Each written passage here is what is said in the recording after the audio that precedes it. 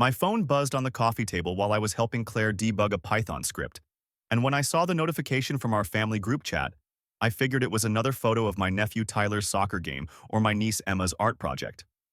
Opened it. Read the first line, then read it again.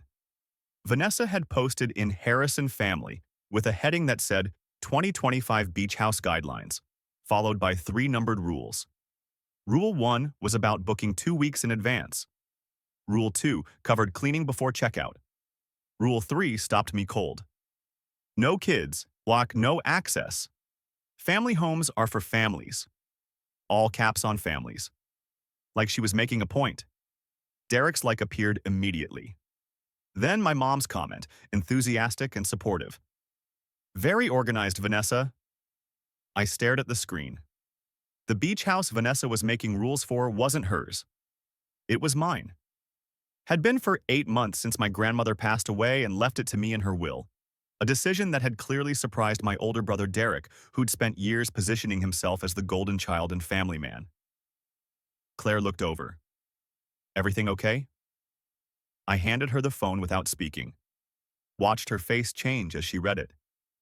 She made rules for your house, Claire said slowly. Not a question. Apparently. And the no kids thing. I don't have kids, so by her logic, I don't have access to my own property. Claire set the phone down carefully. What are you going to do? I took a screenshot of Vanessa's post. Saved it to a folder on my phone labeled Family Receipts that I'd been keeping for about a year. Then I put the phone face down on the table and went back to Claire's code. Nothing, I said. Not yet. The beach house situation had been building for months. Grandma left it to me, 87 years old and sharp as ever when she'd updated her will. And the lawyer had told me later she'd been very specific about it going to Marcus, not to be split or sold or shared. Derek had been furious but couldn't say anything directly because it would have looked bad. So instead, he'd just assumed he'd still have access like always. Which he had. Because I'd been nice about it. Vanessa had started with small asks. July 4th weekend. Could they use it? Sure. Labor Day? Fine. September she'd messaged asking for a spare key for emergencies, and I'd told her the door code worked fine, no need for a physical key.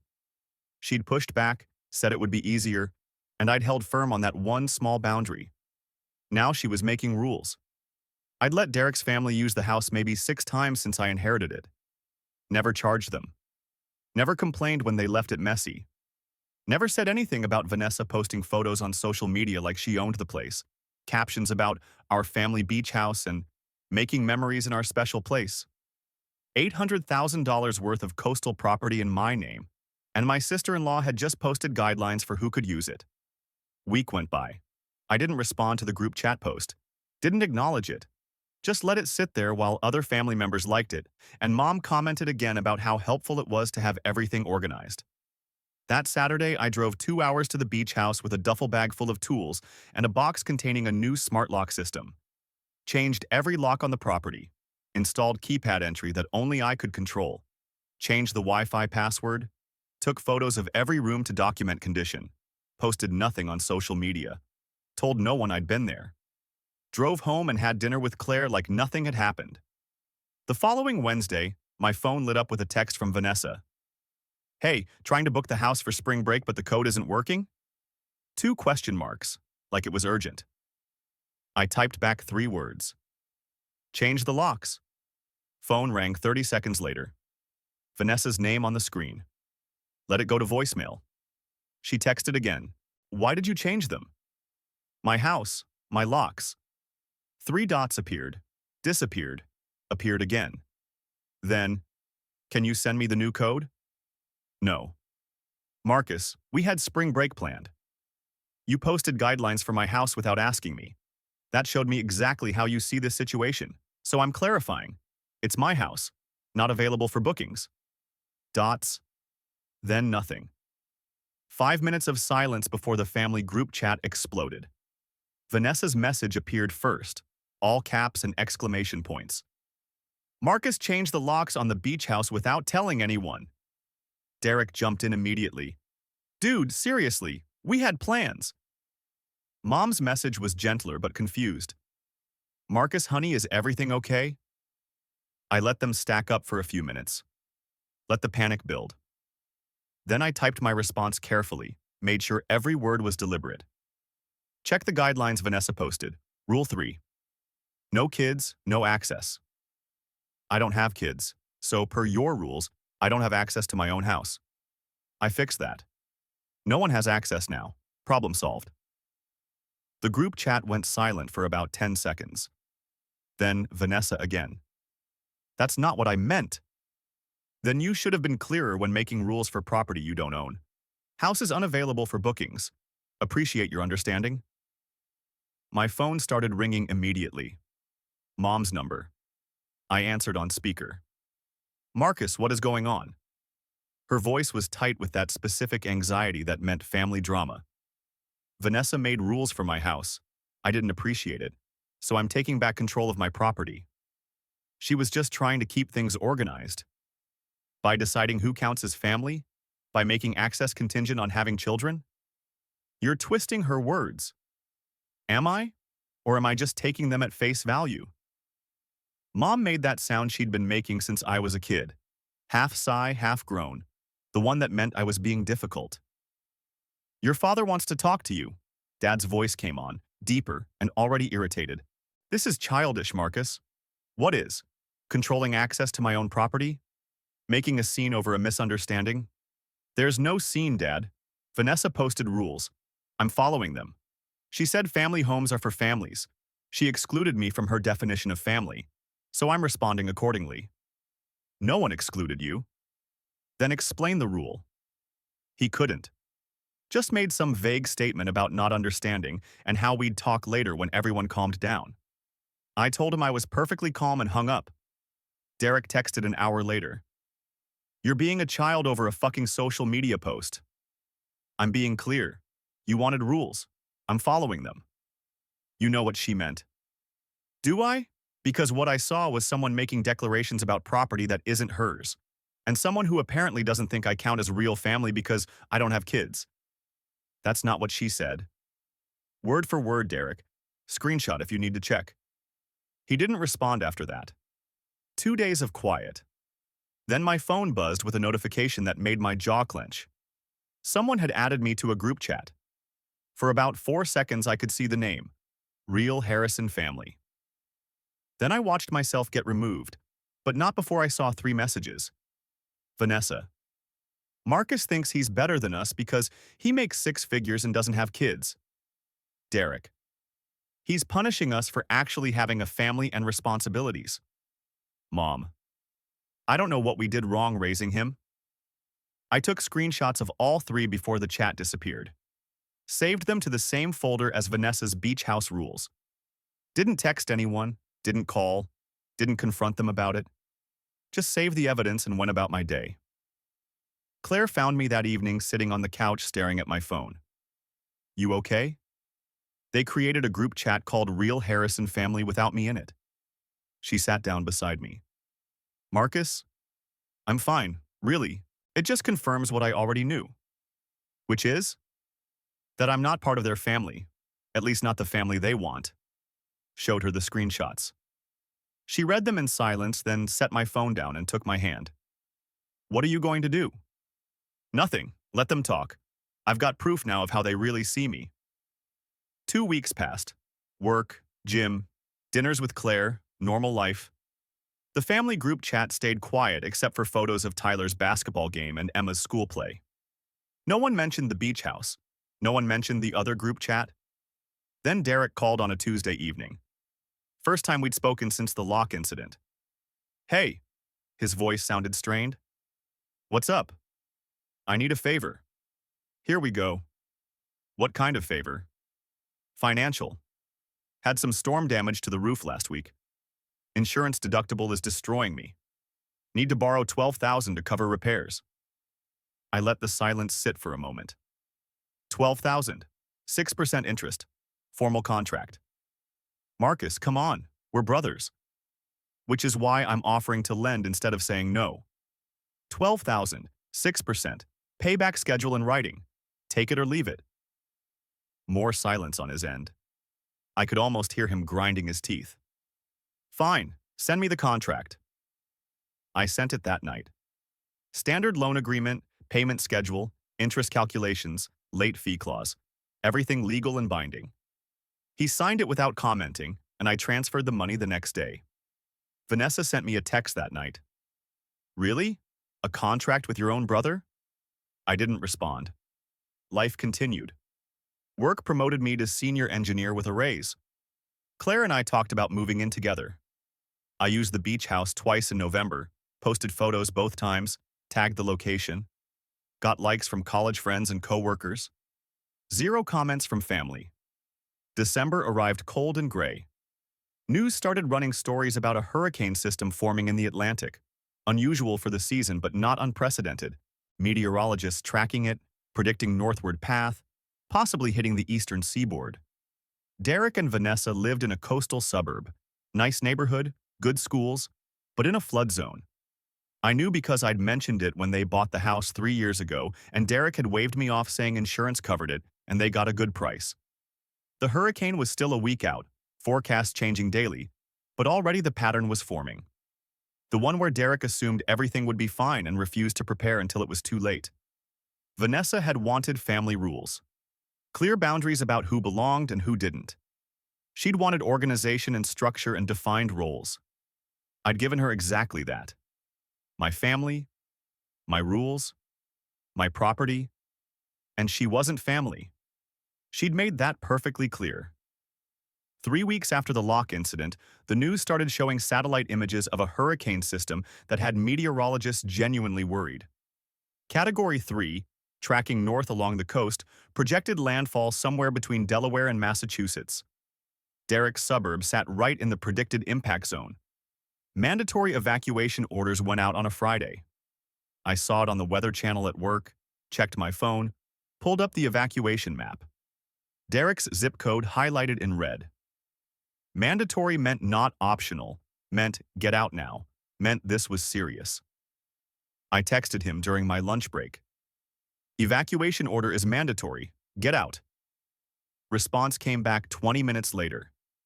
We've been through this before. They always exaggerate, we're fine. Stared at that message for a long moment. Then I called him. He answered on the third ring, sounding distracted. Marcus, I'm at work, what's up? The evacuation isn't optional. They're saying storm surge could hit 8 feet. They said that 2 years ago when we got 3 inches of water in the street. Derek, this is different. Category 3, possibly 4. Just get out. Heard Vanessa in the background asking who it was. Derek's muffled response, then her voice clearer. Is that Marcus? Why is he calling? Evacuation, Derek said to her. Then Vanessa, loud enough for me to hear clearly. Tell him we're fine, we don't need his advice. Derek back on the line. We're good, man. Thanks for checking. Hung up before I could respond. Sat in my car after work that evening, engine running, heat on against the December cold. Made a decision I knew would probably blow up in my face but couldn't not make. Called Derek again. He answered, irritated. I have a 2-bedroom apartment, I said before he could speak. Inland, safe zone. You can stay here during the evacuation. Free, all 4 of you. Silence. Then Derek's voice, careful. Why would you offer that? Because I don't want my niece and nephew in danger. More silence. Heard him put his hand over the phone, muffled conversation. Then Vanessa's voice came through, not muffled, speaking directly to Derek but meant for me to hear. We are not staying with him, Derek came back on. We're fine, Marcus. Stop being dramatic. Weather Service always overestimates these things. Offer stands for 24 hours, I said. After that, you're on your own. Hung up. Opened my phone timer, set it for 24 hours, labeled it Derek Evacuation Offer. Let it run. My parents lived inland, safe from storm surge, but they evacuated anyway. Mom called me that night from a hotel in Pennsylvania saying they'd rather be overprepared than sorry. Asked if I'd talk to Derek. I offered them my apartment. They refused. Oh, thank God, Mom said, relief obvious. I was worried they'd have nowhere to go. They still have nowhere. They refused help. They're staying in the house. What? In the evacuation zone? Derek says the weather service exaggerates. Marcus, that's dangerous. Can't you convince him? I offered shelter. He said no. That's his choice. Mom started to say something about family responsibility, but I'd already learned that lesson. Family responsibility apparently meant Derek's family, not mine. Saturday morning, my timer went off. 24 hours exactly. Picked up my phone and texted Derek. Offer expired. Good luck. Read receipt showed he saw it immediately. Dots appeared like he was typing. Disappeared. Appeared again. Disappeared. No message came through. Found out later from my mom that Vanessa had seen the text over Derek's shoulder and called me a jerk. Derek hadn't disagreed. The hurricane hit Sunday evening, upgraded to Category 4 about 6 hours before landfall. I watched the news coverage from my apartment with Claire, both of us on the couch with Chinese food and mounting dread as the reports came in. Storm surge wasn't 8 feet. It was 12. Derek's coastal suburb took the worst of it. News helicopters showed streets turned into rivers, cars floating, water reaching second-story windows in some areas.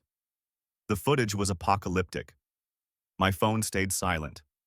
No calls from Derek. No texts. Nothing from my parents who were still at their hotel watching the same coverage I was. Monday morning, the water started receding. News showed National Guard boats doing rescues, people on roofs holding pets and children, the whole disaster movie scene playing out in real life. Tuesday, Derek finally texted, "We're okay. Got evacuated to shelter. House is bad." How bad? Don't know yet. Can't get back to the street. Wednesday, they let residents return to assess damage. I knew because my mom called me crying, which she only did when things were genuinely catastrophic. Marcus, Derek's house, it's destroyed. Everything. The whole first floor is just gone. Where are they now? Still at the shelter. Insurance adjuster is saying months to process the claim. They need somewhere to stay. Here it comes. They can stay with you. They are. We're picking them up this afternoon. But Marcus, our house only has 3 bedrooms. Derek and Vanessa will be on the pull-out couch. The kids will share the guest room. It's going to be tight. Sounds challenging. You have 2 bedrooms. There it was. And I offered them before the storm. They said no. This is different. They didn't have a choice then. They had a choice, Mom. Evacuate or stay. They chose to stay. I'm sorry their house got destroyed, but that was the risk they took. She tried several more angles. Family obligation. Think of the children. Just temporary. Be the bigger person. I let her run through the whole script, stayed calm, kept my answers short. No was a complete sentence. I used it 3 times before she gave up. Week 1 of Derek's family living with my parents, I got daily updates I didn't ask for. Mom texting about how cramped it was, how the kids were loud and energetic, and her house wasn't set up for children. How Vanessa complained about everything. How Derek was stressed and snapping at everyone. Day 8, Mom called again. Can they stay with you? Please, Marcus, just until the insurance money comes through. No. You have 2 bedrooms. Derek is sleeping on our couch. The kids are in sleeping bags. Derek had a chance to evacuate to my place. He chose pride over safety. This is different. How? Explain to me how this is different. His house is destroyed, Marcus. And whose fault is that? Who refused to evacuate when ordered? Who turned down free shelter because his wife didn't want to accept help from me? Mom went quiet. Then, voice tight. You're really going to throw that in his face while he's homeless? I'm not throwing anything. I'm stating facts. He made choices. Choices have consequences. This is the consequence. She hung up on me. First time she'd ever done that. Payment number 2 on Derek's loan came due that week. I sent the automated reminder from my payment tracking app. It pinged his phone at 9 a.m. with the amount and due date. He paid it same day. $1,200 from his dwindling savings account while he lived on my parents' couch with no idea when his house would be livable again. Found out from Mom later that Vanessa had lost it when she saw the payment notification. We're paying him while we're homeless? Derek had apparently tried to explain the contract, and Vanessa had told him to do something anatomically impossible to the contract. Mom said Vanessa wanted Derek to call me and ask for suspension of payments until they got back on their feet. Derek hadn't called. Too proud. Paid instead. The irony wasn't lost on me. Pride had kept him in an evacuation zone during a hurricane. Pride had made him refuse my apartment. And now, pride was making him drain his savings to make loan payments while his family slept on floors and couches. Month passed. Derek's family still at my parents' house. Insurance claims still processing. Adjusters saying the damage was extensive, foundation might be compromised, could be looking at a total rebuild which would take months to approve. My parents' calls became less frequent. When Mom did call, she sounded exhausted. Dad had started working longer hours at the office just to avoid the chaos at home. Vanessa and my mom were barely speaking after some argument about Emma's bedtime. The kids were acting out from instability and stress. I listened to these updates while sitting in my apartment. 2 bedrooms. One I used as an office. One I slept in. Quiet, peaceful, organized exactly how I wanted it. My second bedroom had a futon that converted to a bed. Could easily sleep 2 kids. The office could have been converted to a bedroom for Derek and Vanessa in about an hour. I had the space. They knew I had the space. Everyone knew. And every day I didn't offer, it was a choice. A deliberate, conscious choice. Claire asked me one night if I felt guilty. We were having dinner at my place, pasta I'd made, wine she'd brought. She'd been quiet through most of the meal. About what? I asked, though I knew. Derek, his family, your parents' house. Should I feel guilty? I don't know. That's why I'm asking. I thought about it. Really thought about it. No. I offered help before the storm. Real help. Safe shelter. He refused because Vanessa couldn't stand the idea of accepting anything from me. That's not my problem. It's your nephew and niece sleeping on the floor.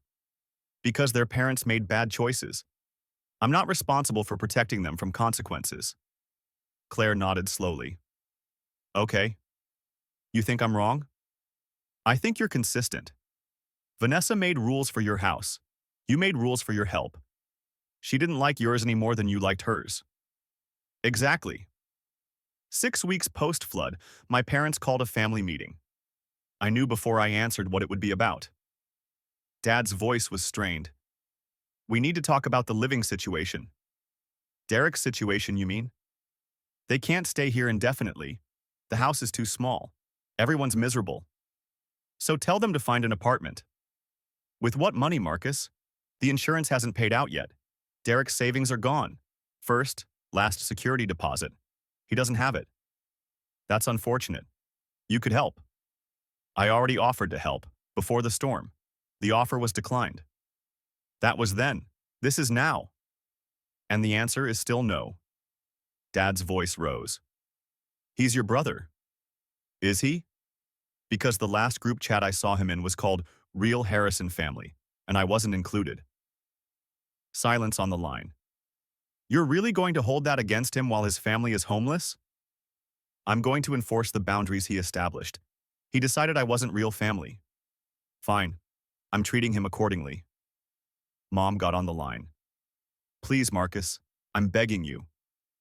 I'm sorry you're stressed, Mom. I really am. But this isn't my problem to solve. Derek made choices. He's dealing with the consequences. That's called being an adult. They tried for another 15 minutes.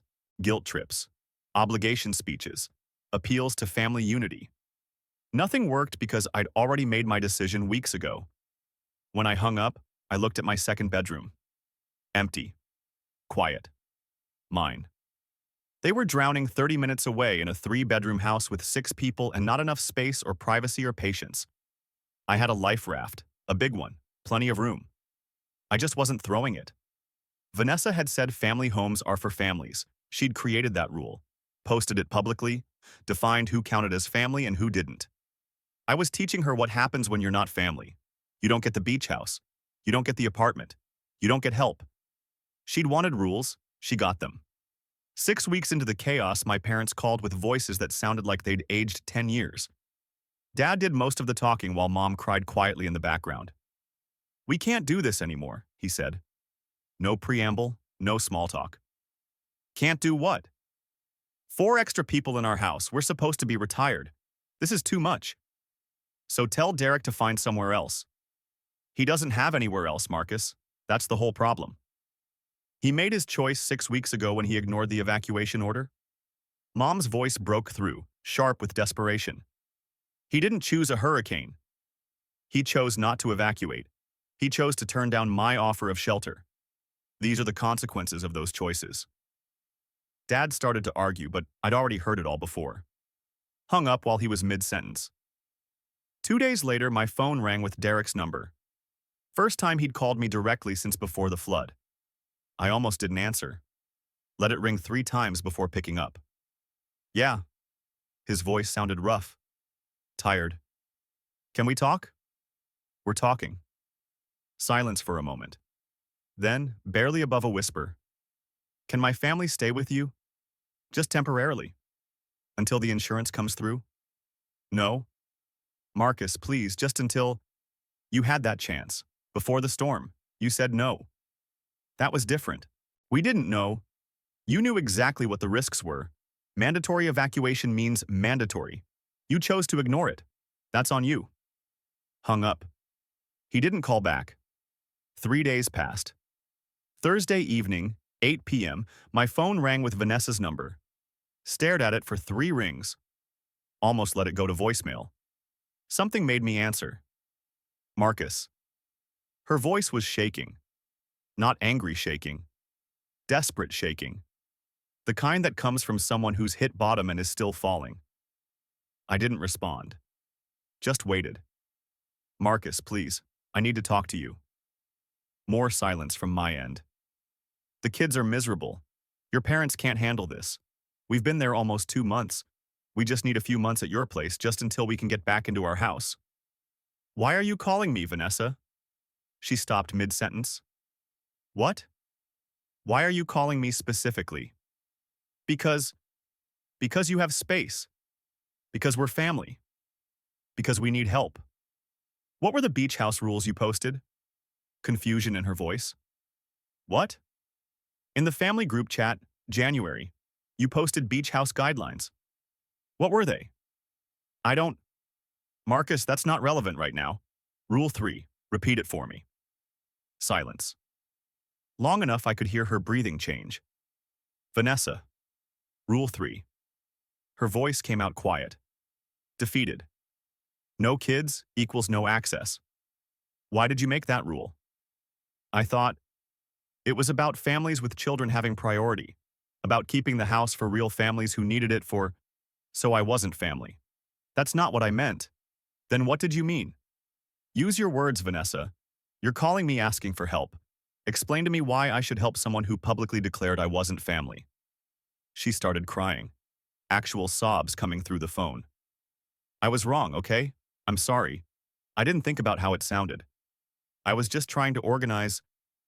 You were trying to control property that wasn't yours. You were trying to decide who counted as family and who didn't, and you decided I didn't count. Marcus, please. I'm begging you. The kids are sleeping on air mattresses. Emma cries every night. Tyler is acting out at school.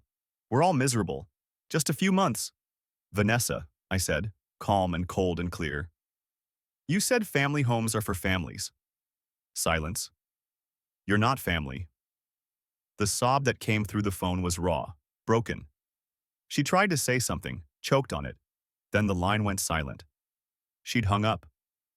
My phone rang again immediately. Declined. Rang again. Declined.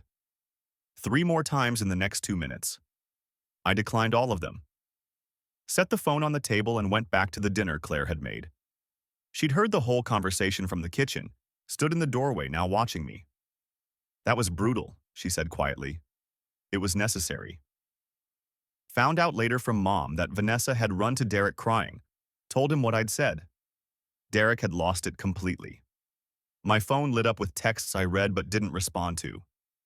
You no longer exist to me. You heard me? Don't ever contact me again. I can't believe you'd say that to my wife while we're homeless. You're not my brother anymore. I opened my photo folder. Found the screenshots from the real Harrison family group chat. The ones where Vanessa said I thought I was better than them. Where Derek said I was punishing them for having a real family. Where Mom said she didn't know what she'd done wrong raising me. Forwarded all 3 screenshots to Derek. Then typed one message. You're right. I was never part of your real family. You made that clear. I'm just following the boundaries you established. Good luck with the house. He blocked me within 30 seconds. That evening around 9 p.m., someone knocked on my apartment door. Hard. Insistent. Looked through the peephole and saw both my parents standing there. Opened the door. Didn't invite them in. Mom's face was blotchy from crying.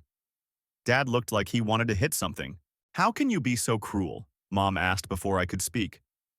I offered help before the storm. Derek refused. That was before, she shouted. Actually shouted, which she never did. Before the hurricane, before they lost everything. Before they lost everything because Derek refused to evacuate when ordered. I'm not responsible for Derek's bad decisions. Dad stepped forward. Those children don't deserve to suffer because of your pride. Neither did I. When Vanessa made rules for my house, when you all created a group chat without me, when Derek borrowed $12,000 and you all talked about how I was being unreasonable for asking for a contract. But here we are. Mom made us sound like a wounded animal. We never excluded you. Pulled out my phone. Showed them the screenshots of the real Harrison family chat. Watched Mom's face go pale. Dad's jaw clenched. Vanessa was upset, Dad tried. Vanessa made choices. Derek made choices. You made choices when you created that chat and didn't tell me about it. I'm making choices now. The choice is no. They can't stay here. You have space, Mom practically screamed it. Yes, and it's mine. For me. Not for people who decided I wasn't real family until they needed something. Stepped back and closed the door. Locked it. They knocked for another minute before leaving. Week later, Derek's loan payment number 4 came due. He missed the deadline by 2 days. I sent the automated late fee notice. $150 added to the principal per the contract. Got a text from Mom's phone with Derek's words. Our house is destroyed and you're charging late fees? Responded with one line. Contract doesn't have a flood exception. Payment plus late fee due by end of week. Mom paid it. I accepted the payment without comment. Business is business. Month 3. Post-flood, Derek finally got his insurance payout. Mom called to tell me, voice somewhere between relieved and resentful. $180,000. It's enough to repair the house. That's good? Contractors are saying 8 weeks for basic repairs. Another month after that for finishing work. So 3 more months at your place. She made that wounded sound again and hung up. The contractors started work in late March. I knew because Vanessa posted photos on Facebook of the construction, captions about rebuilding and fresh starts and coming back stronger. Comments from friends and distant relatives offering support and encouragement. She never mentioned why they'd been in the evacuation zone during a mandatory evacuation. Never mentioned turning down shelter. Never mentioned any of it. Just positioned herself as a victim of circumstances beyond her control. Month 4, first week of April, Derek's family moved back into their house. The repairs weren't complete, but it was livable. Drywall up, floors installed, appliances functional. Not finished, but enough. Claire showed me Vanessa's Facebook post that night.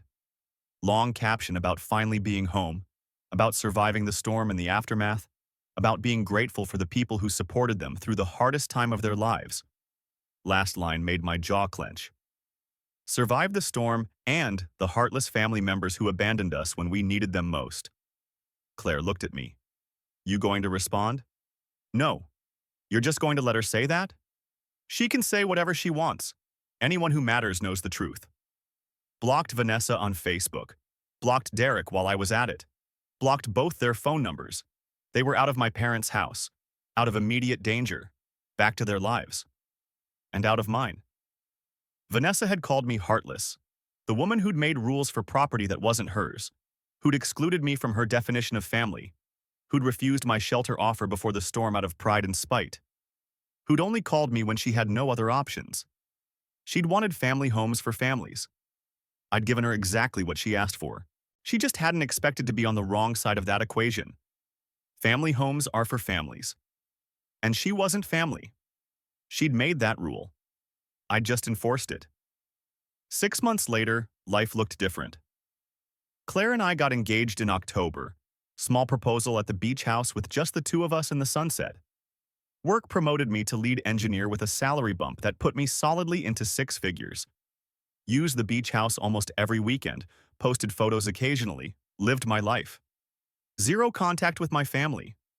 None from Derek or Vanessa. Occasional texts from mom asking how I was, which I answered with one or two words. Nothing from dad. It was quiet. Peaceful. Exactly what I wanted.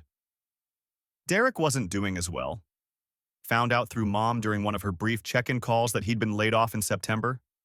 Company downsizing, last hired, first fired, standard corporate stuff. He'd been at that job less than 2 years. The house repairs had been done cheap to save money. Mold kept coming back. They'd need to redo the whole first floor properly, but didn't have the funds. Vanessa had taken a retail job to supplement unemployment. Kids were struggling in school. Mom told me this like I was supposed to feel something.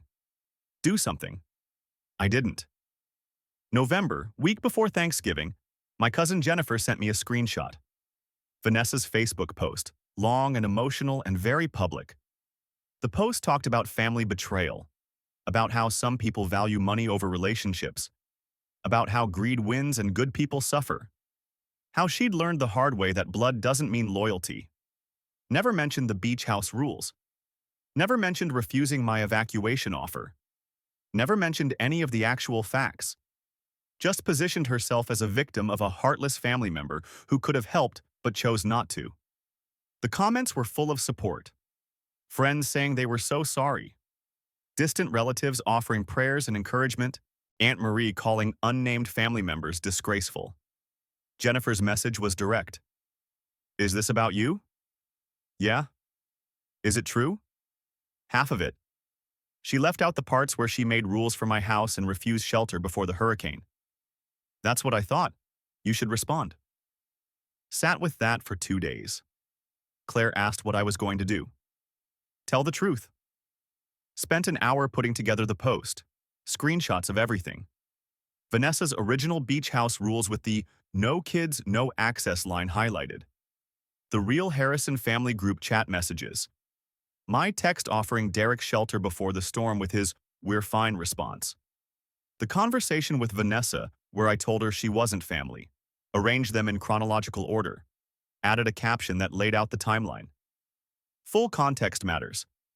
In January, my sister-in-law posted rules for my beach house, including no kids or no access, which excluded me from my own property.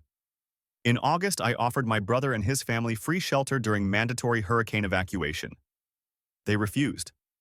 After the storm destroyed their house, they asked to stay with me. I reminded them they'd already made it clear I wasn't family. Family respect goes both ways. Tagged it public, posted it. Within an hour, my phone was blowing up. Aunt Carol commented first.